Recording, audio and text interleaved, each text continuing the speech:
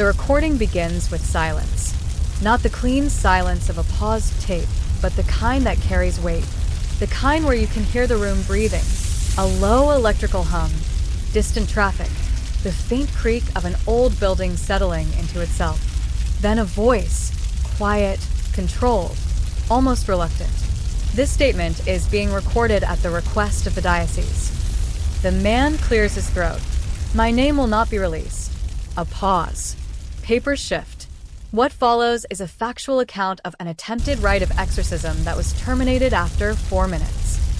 Another pause, longer this time. Termination was not voluntary. That is how the case is introduced in church archives.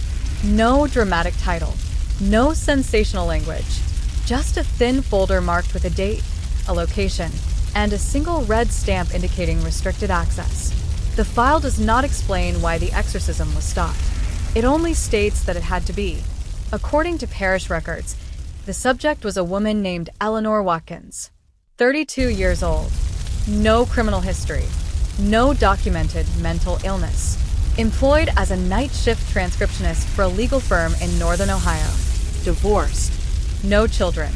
Lived alone in a 2-bedroom rental house built sometime in the late 1940s. Nothing about her life suggested notoriety. No reports of occult interest. No church attendance beyond funerals and weddings. No known substance abuse. She had neighbors, but no close friends. Her ex-husband described her as quiet to the point of disappearing. The first documented incident occurred on March 11th. Eleanor did not report it herself. Her downstairs neighbor did. At 2:17 a.m., the neighbor contacted local police to complain about repetitive knocking coming from Eleanor's unit. He described it as rhythmic. 3 knocks. A pause. 3 knocks again. He assumed she was locked out, or perhaps having a medical emergency. When officers arrived, they found Eleanor inside her apartment, seated at the kitchen table. The knocking was still happening, but it was coming from inside the apartment.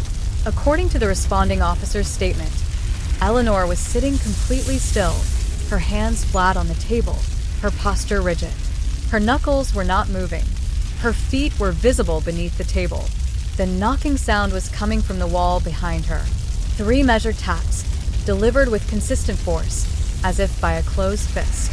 When asked if she heard the sound, Eleanor said no. She told them she had been sitting there for a long time, though she could not say how long. She believed it was still early evening.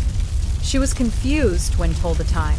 She asked why the officers were wearing jackets. The knocking stopped when one of the officers placed his hand against the wall. There was no explanation. The officers left after advising her to contact maintenance in the morning. 2 days later, Eleanor missed work for the first time in 6 years. Her supervisor called to check on her. The call went to voicemail. A message was left. It was not returned. That evening, the same neighbor heard movement above his ceiling. Not footsteps, dragging sounds, furniture shifting, something heavy being pulled across the floor, over and over, without pause. At 1:03 a.m., a loud crash shook the building. The neighbor reported hearing glass shatter, followed by what he described as someone laughing without breathing. Police returned. They found Eleanor standing barefoot in the living room, surrounded by broken glass from a framed mirror that had been removed from the wall and thrown across the room. Her feet were bleeding, but she did not appear to notice. She was smiling. When asked what happened, she said the mirror had finally shown its other side. An officer attempted to escort her to the couch to sit down. When he took her arm, she reacted with sudden, unexpected strength, twisting free and stepping back. She did not raise her voice. She did not appear angry. She said, "Don't touch what's listening." Emergency medical services were called. Eleanor was transported to the local hospital for psychiatric evaluation. Hospital records show that she was cooperative during intake, oriented to her name, uncertain of the date. She repeatedly asked for the lights to be dimmed, saying they were too loud. A CT scan showed no abnormalities. Toxicology was negative. No signs of head trauma. No fever. No infection. Her blood pressure was slightly elevated, but not alarming. She was placed on a 72-hour observation hold. The first night passed without incident. The second night did not. At approximately 3:40 a.m., a nurse making routine rounds heard Eleanor speaking in her room.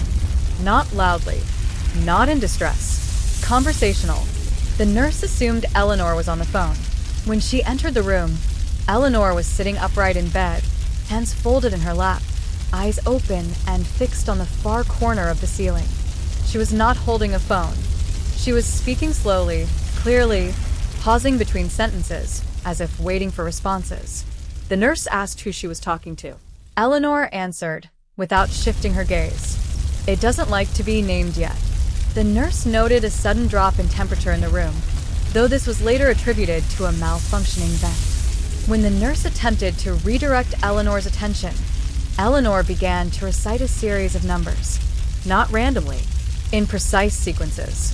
The nurse recognized them as dates, birth dates. The nurse's birth date was included, so was her daughter's. Security was called. When orderlies arrived, Eleanor stopped speaking immediately. She lay back down and closed her eyes. Her heart rate returned to normal. She appeared to be asleep. The incident was logged as an acute dissociative episode. By morning, Eleanor claimed no memory of the conversation. On the third day, she was evaluated by a psychiatrist who noted flattened affect, delayed responses, and an unusual resistance to direct questioning. When asked how she felt, Eleanor replied, "Crowded." When asked to elaborate, she said, "It's louder when I think." The psychiatrist recommended continued observation and medication. That afternoon, Eleanor asked to speak with a priest. This request is noted in the file with underlined emphasis. When asked why she wanted to see a priest, Eleanor said only, "He won't lie to me about what it's doing." The hospital chaplain was contacted. According to his statement, Eleanor was calm during their meeting. She did not display overt signs of religious delusion. She did not claim to be possessed. She did not speak of demons or evil spirits. Instead, she asked very specific questions. How do you know when something is inside instead of nearby? What does it mean when prayer feels like interruption? Can something learn your voice by listening long enough? The chaplain attempted to reassure her, suggesting stress, trauma, and exhaustion. Eleanor listened politely. She thanked him for his time. As he stood to leave, Eleanor said, "It's disappointed in you." The chaplain paused. "Why?" he asked. Eleanor smiled faintly. "You didn't hear it." That evening, Eleanor was found standing in the bathroom, staring into the mirror. She had been there for over an hour. She did not blink. When a nurse attempted to guide her away, Eleanor placed her palm flat against the glass. The mirror cracked outward from the point of contact. She did not apply visible force. The glass did not cut her. Security footage later reviewed showed something else. A faint distortion in the reflection behind her. A delay that did not match her movements. The footage was logged, then removed from general access. By the end of the observation period, the hospital requested an emergency transfer to a psychiatric facility equipped for long-term care. The transfer never happened. At 5:12 a.m. on the fourth day, Eleanor's heart rate spiked suddenly. Alarms were triggered. Staff rushed to her room. They found her standing on the bed. She was pressed against the ceiling, not climbing, not jumping. Her feet were flat against the mattress. Her back arched unnaturally. The crown of her head touched the acoustic tile above. She was whispering. When staff attempted to enter the room, the door slammed shut with enough force to bend the frame. Security footage shows the handle twisting repeatedly from the inside, though Eleanor's hands were visible above her head. When the door was forced open, Eleanor fell back onto the bed. She laughed once. Then she said, in a voice that did not match her own, "That was too soon." After this incident, hospital administration contacted the diocese directly. According to internal correspondence, the request was framed as precautionary. A spiritual consultation. No mention of exorcism. The diocese assigned a senior priest with experience in crisis intervention and deliverance prayers. His name is redacted in the file, replaced with initials. He arrived at the hospital that afternoon. The first thing he noted was the smell. Not decay. Not sulfur. Something subtler. Like damp fabric left too long in a dark place. Like breath on cold glass. Eleanor was seated when he entered, hands folded, posture composed. She greeted him by name before he introduced himself. "That's not polite," he said gently. She tilted her head. "You're late." He asked if he could sit. She nodded. For several minutes, they spoke quietly. The priest later stated that Eleanor demonstrated insight, self-awareness, and an understanding of her condition that exceeded what would be expected given her diagnosis. She described a sensation of internal pressure, as though her thoughts were no longer private. "It listens," she said. "When I'm quiet, it moves closer." The priest asked when this began. Eleanor thought for a moment. "After the silence," she said. "What silence?" "The one that answered me." She explained that several weeks prior, she had begun experiencing insomnia. Long nights alone. No television. No music. Just the low hum of the house. One night, overwhelmed by exhaustion, she had spoken aloud without thinking. "Is anyone else awake?" She did not expect a response. She said she did not hear a voice. She felt it. A shift. A pressure change. As if the room had leaned toward her. After that night, the silence felt different. It had weight, she said, like it was holding its breath. The priest asked if she invited it. She shook her head. "No." I acknowledged it. He asked if it had a name. She hesitated. "It's still choosing," she said. The priest noted that during this exchange, Eleanor's reflection in the window behind her did not mirror her movements precisely. There was a lag, a fraction of a second. When he stood to leave, Eleanor reached out and touched his sleeve. Her grip was cold. "Don't bring the book yet," she said. "Why not?" he asked. "Because it's been practicing." That night, the priest reviewed the case with diocesan officials. Given the severity of the manifestations and the failure of medical explanations, a formal rite was authorized on a provisional basis. The decision was made to conduct the exorcism off-site. Eleanor was discharged into church custody the following morning. She did not resist. She thanked the nurses. She told one of them, "You should move your daughter's bed away from the window." The location chosen was an unused retreat house owned by the church, approximately 40 miles from the hospital. The building had been vacant for years, used occasionally for storage. It was isolated, quiet. Preparation began immediately. Holy water was prepared. Prayers were reviewed. Assistants were briefed. The priest noted something unusual during preparation. The prayers felt difficult to focus on, not emotionally, cognitively. He described the sensation as reading familiar words that refused to hold meaning, sentences that slipped away as soon as they were read. As night fell, Eleanor was brought into the main room. Candles were lit. The door was closed. The priest opened the ritual book, and before he could speak the first word, Eleanor looked up at him and said, very softly, "For minutes is generous." The candles flickered. The room went still, and the clock on the wall stopped. The priest noticed the clock first because it had been loud. An old mechanical wall clock, the kind with a visible second hand that clicked sharply as it moved. He had registered the sound subconsciously when he entered the room, a steady reminder of time passing.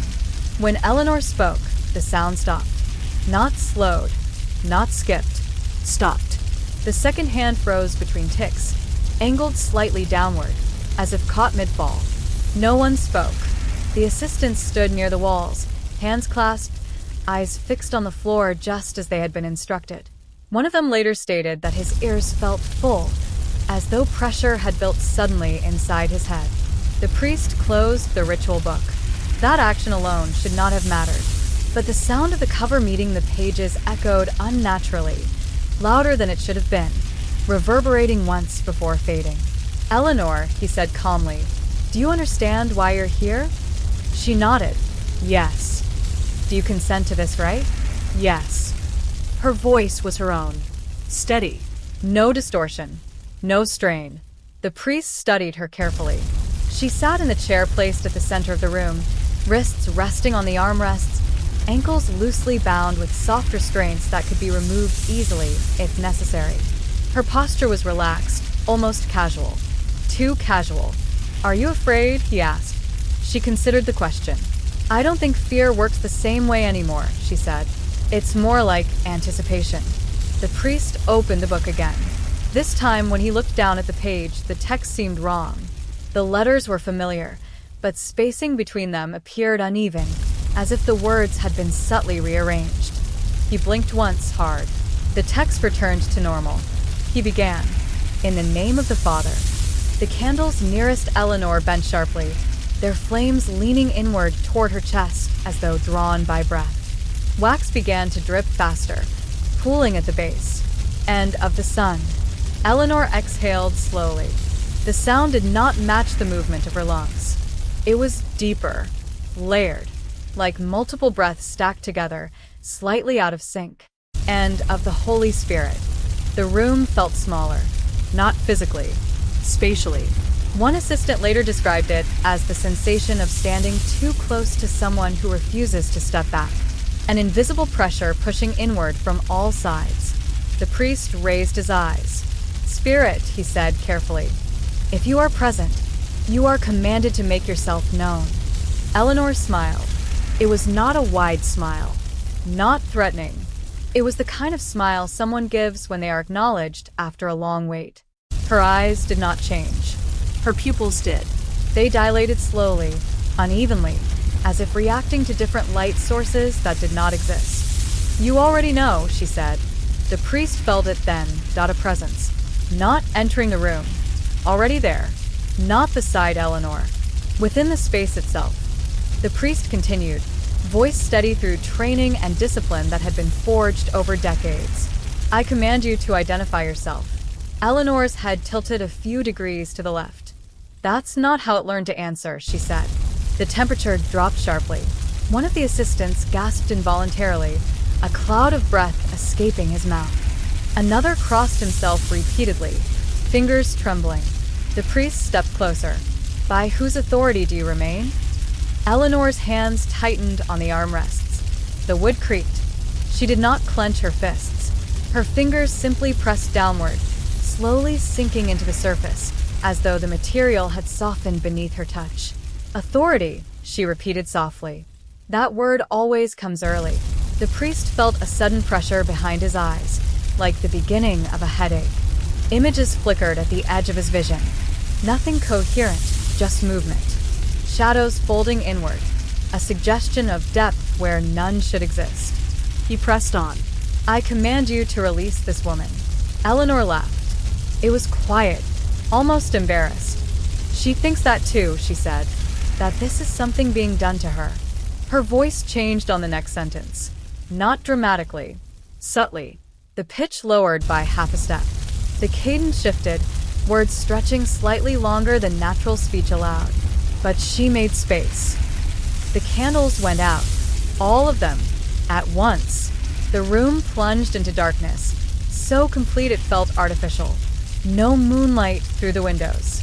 No glow from the hallway beneath the door. Nothing. Someone whispered a prayer. The sound did not travel. It fell dead in the air, as though absorbed inches from the speaker's mouth. In the darkness, Eleanor's voice continued. She was quiet long enough to hear me. The priest reached into his pocket and withdrew a small flashlight. He clicked it on. The beam cut through the dark and stopped. The light did not reach Eleanor. It ended abruptly several feet in front of him, as if striking an invisible surface. The edges of the beam shimmered faintly, warping like heat haze. The priest lowered the flashlight.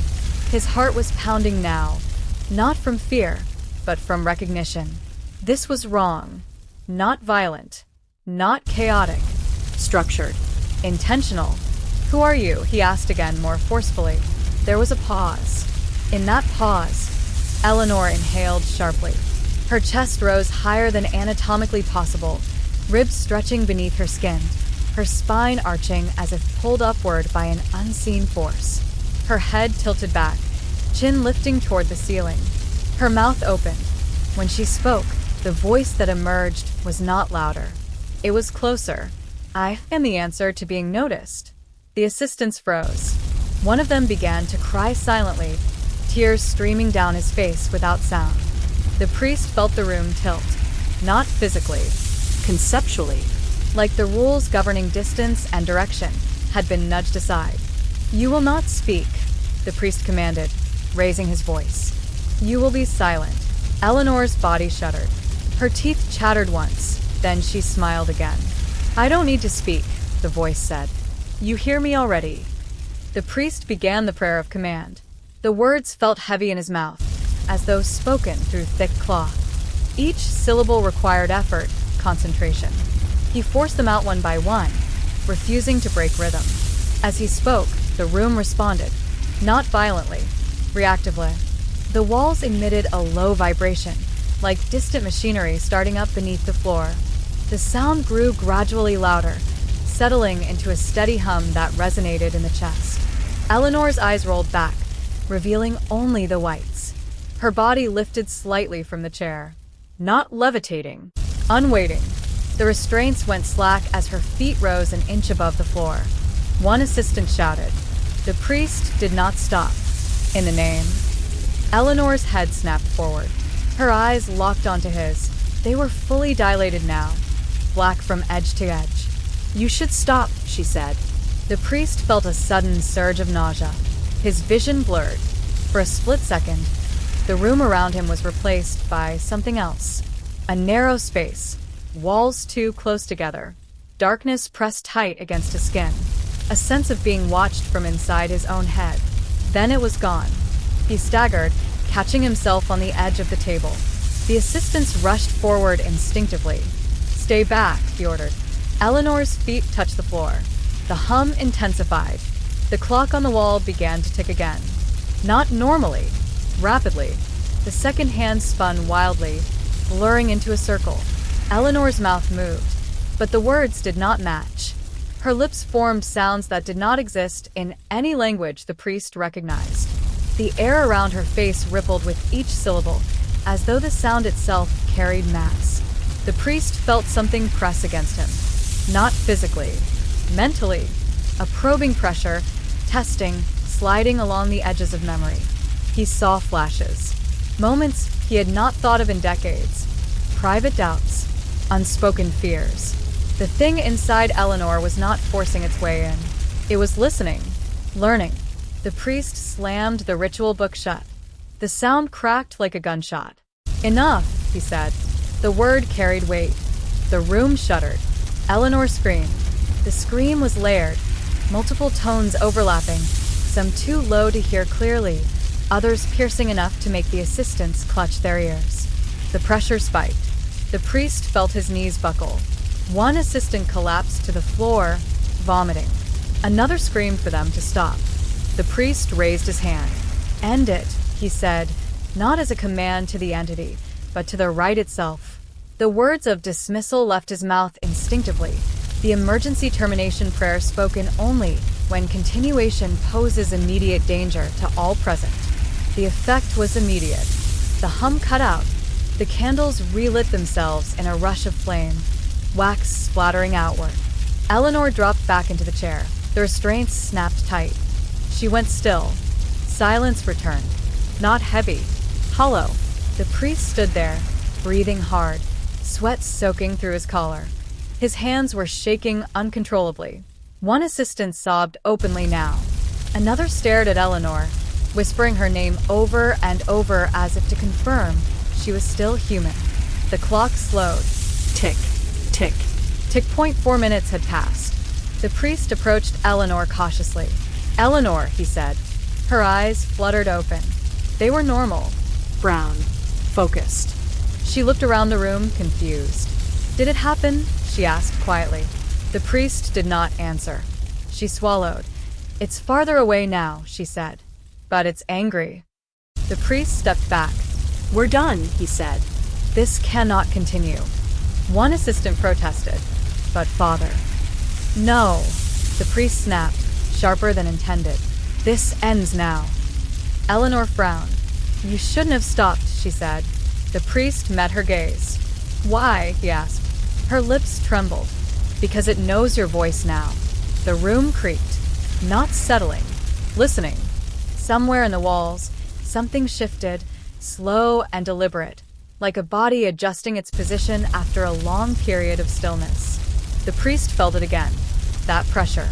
Not inside Eleanor, inside the building, inside the silence between sounds. "It's farther away now," she said, "but it's angry." The priest stepped back. "We're done," he said. "This cannot continue." One assistant protested. "But Father..." "No," the priest snapped, sharper than intended. "This ends now." Eleanor frowned. "You shouldn't have stopped," she said. The priest met her gaze. "Why?" he asked. Her lips trembled. "Because it knows your voice now." The room creaked, not settling, listening. Somewhere in the walls, something shifted, slow and deliberate, like a body adjusting its position after a long period of stillness. The priest felt it again, that pressure. Not inside Eleanor, inside the building, inside the silence between sounds. He ordered everyone to leave the room immediately. As they backed toward the door, Eleanor spoke one last time. "It doesn't need me the same way anymore," she said. "You let it hear you." The door slammed shut behind them. From the other side, something knocked. 3 times. Measured. Patient. And then the knocking moved upward, along the wall, toward the ceiling, toward the space above their heads, where the old retreat house kept its darkest rooms, unused and waiting. N01 spoke as they moved down the hallway. Their footsteps sounded wrong. Too loud, too close together, as if the building itself were repeating them back a fraction of a second late. The retreat house had no electricity running in that wing. Emergency lights should have activated when the door slammed. They did not. The only illumination came from the candles they carried, flames unsteady, stretching sideways with every step as though pulled by an unseen current. Behind them, from the sealed room, the knocking continued. 3 slow impacts. Pause. 3 more. Not frantic. Not violent. Persistent. The priest did not look back. He knew better. Years of experience had taught him that acknowledging certain manifestations gave them structure, form, permission. But he felt it. The sound was no longer confined to the door. It traveled. Through the walls. Through the floorboards. Above them, the ceiling creaked softly, following the rhythm of the knocks, as if something were crawling across the beams, testing the strength of each joist. One assistant whispered, "It's moving." The priest raised a hand, silencing him. They reached the end of the corridor and pushed through the fire door into the main hall. The air there felt marginally lighter, as though some pressure had been lifted. The candles steadied. The priest shut the door behind them and slid the heavy bolt into place. For a moment, nothing happened. Then the door shuttered. Not from impact, from weight. Something leaned against it from the other side, slow and deliberate. The metal hinges groaned under the strain. Eleanor's voice came through the door. It sounded closer than it should have. Muffled, but clear. "I can hear you thinking now," she said. One assistant screamed and dropped his candle. The flame went out instantly, plunging that side of the hall into darkness. The priest turned. "Get outside," he ordered. "All of you. Now." They did not need to be told twice. They moved quickly, stumbling over each other, fear overriding discipline.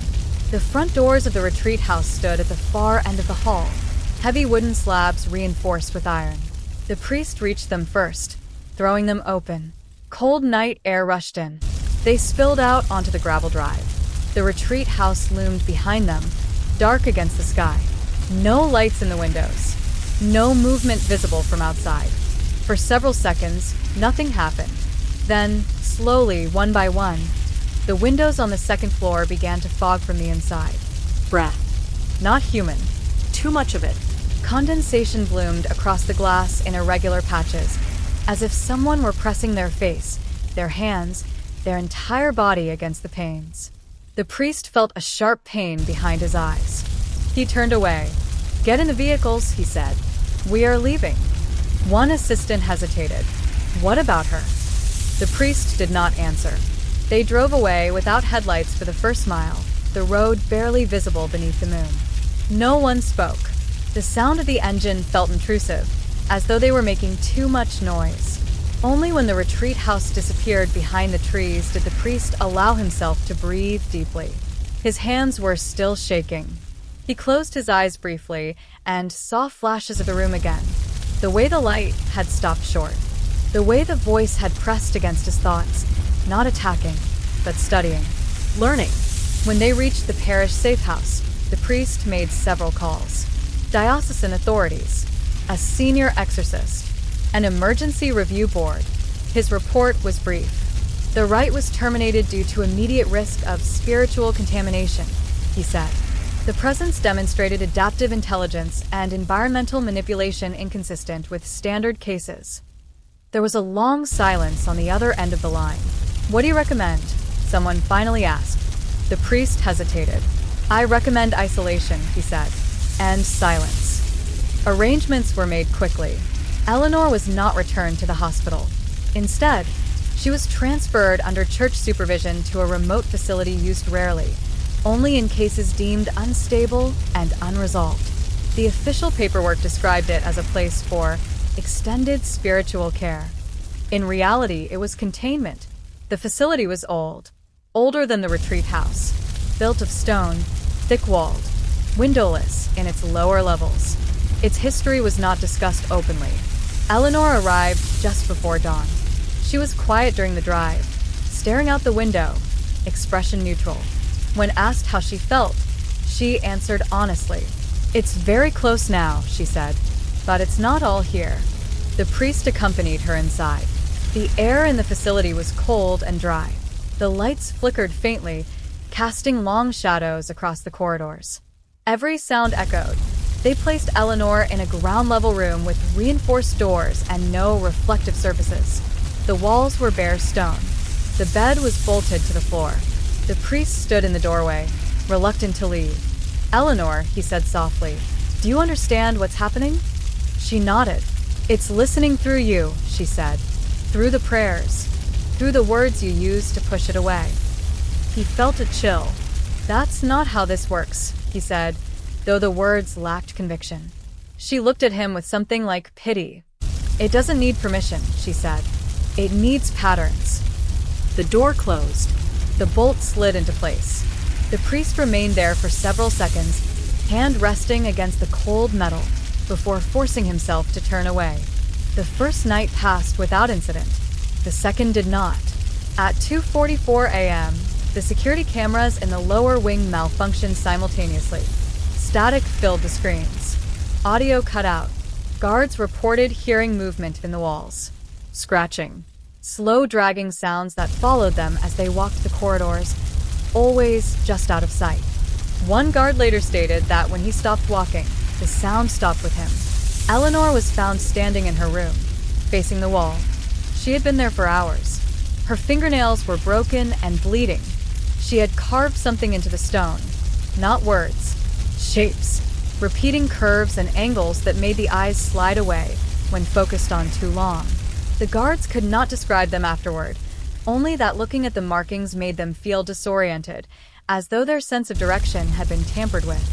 The priest was called in immediately.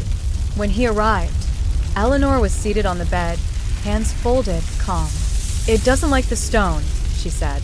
"It's too old. It doesn't remember it." The priest asked what she meant. "It prefers places where sound lingers," she replied, "where walls are thin, where people speak to fill the quiet." He ordered the markings covered and the room cleansed with prayer, though he felt the futility of it even as he spoke. The prayers no longer felt like barriers. They felt like signals. Over the following days, Eleanor's condition deteriorated. She stopped sleeping. She stopped eating. Her body weakened, but whatever shared her space did not. She began to speak less, but when she did, her words carried a disturbing precision. She spoke of events before they occurred. Minor things at first. A guard dropping his keys. A light flickering. A phone ringing in an office down the hall.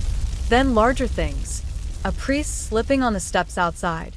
A visiting administrator receiving a call about his brother's accident. She did not predict these things. She remembered them. "It's showing me," she said once. "Not the future. The places where sound will go." The priest attempted another prayer session. Not a full rite, just a blessing. The moment he began, Eleanor screamed. Not in pain, in alarm. "Stop," she shouted. "It's paying attention." He stopped. That night, the priest dreamed. He stood in a vast, empty space. No walls, no floor, just darkness. Then a sound, a single breath.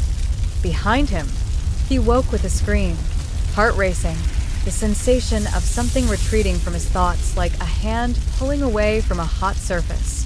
The dreams continued. It did the disturbances.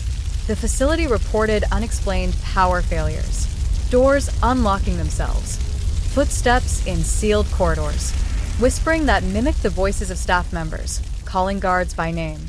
One guard resigned after hearing his dead mother's voice asking him why he had come back. The review board convened again. The question was no longer whether Eleanor was possessed. It was whether the exorcism had failed in a way that made the situation worse. The priest presented his conclusion reluctantly. It was interrupted too early, he said. The presence was not expelled. It was engaged. Engaged how? Someone asked. He chose his words carefully.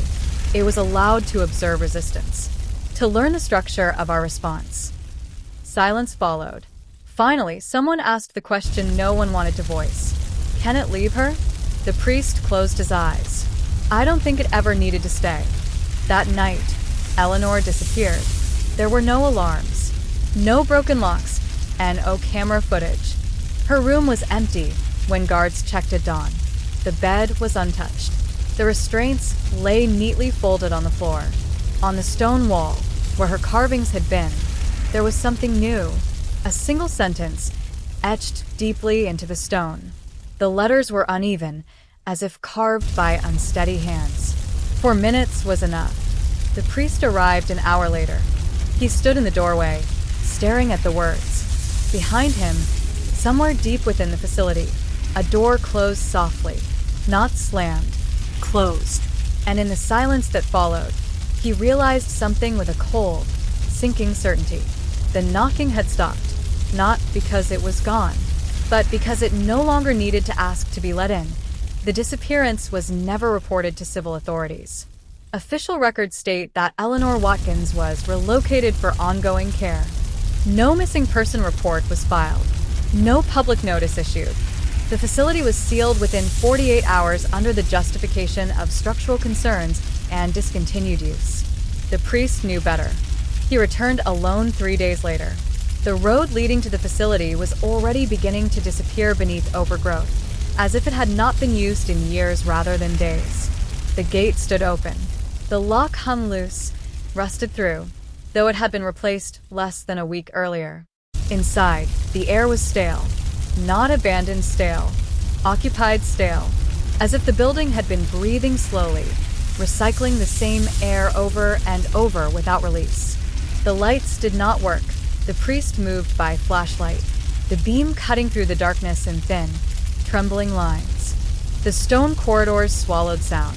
His footsteps echoed once, then seemed to vanish before reaching the far walls. He passed Eleanor's room. The door stood open. Inside, the carvings were gone. Not covered. Gone. The stone wall was smooth again, untouched, as though nothing had ever been etched there. Only the sentence remained. 4 minutes was enough. The letters were deeper now, wider, as if something had traced over them repeatedly, refining the grooves. The priest felt a familiar pressure build behind his eyes. He backed away. Down the corridor, a sound emerged. Not knocking. Footsteps, measured, unhurried, moving in sync with his own. He stopped. The sound stopped. He took a step backward. The sound followed. The priest's heart pounded. He whispered a prayer under his breath, careful to keep it internal, remembering Eleanor's warning. Do not give it sound. He turned sharply and walked away, faster now, the flashlight beam bouncing wildly against the walls. As he reached the stairwell, he saw something that made him stop cold. On the far wall, where no one had stood, a shadow shifted. It was not cast by his light. It moved independently, subtly adjusting, as though aligning itself with his position. Watching, the priest felt the unmistakable sensation of recognition. Not his. Something else's. He fled. The facility was sealed permanently after that. The land was sold. The building demolished. Officially, nothing of note was found inside. Unofficially, workers reported equipment malfunctions, sudden headaches, and a persistent feeling of being observed from behind, especially in silence. One worker quit after hearing knocking from inside a wall that had already been torn down. 3 taps. A pause. 3 taps again. The priest submitted his final report shortly thereafter. It is brief. The attempted exorcism was terminated due to adaptive response by the presence. The entity did not resist removal. It observed interruption. The rite did not fail through force, but through incompletion. He requested that the case be classified indefinitely. The request was granted. Years passed. The priest aged. He spoke of the case to no one, until his final confession. According to the attending clergyman, the priest was lucid, calm, his voice steady despite the weakness in his body. When asked if there was anything weighing on his conscience, he hesitated. Yes, he said. He described the case in detail. The silence. The way the presence had learned.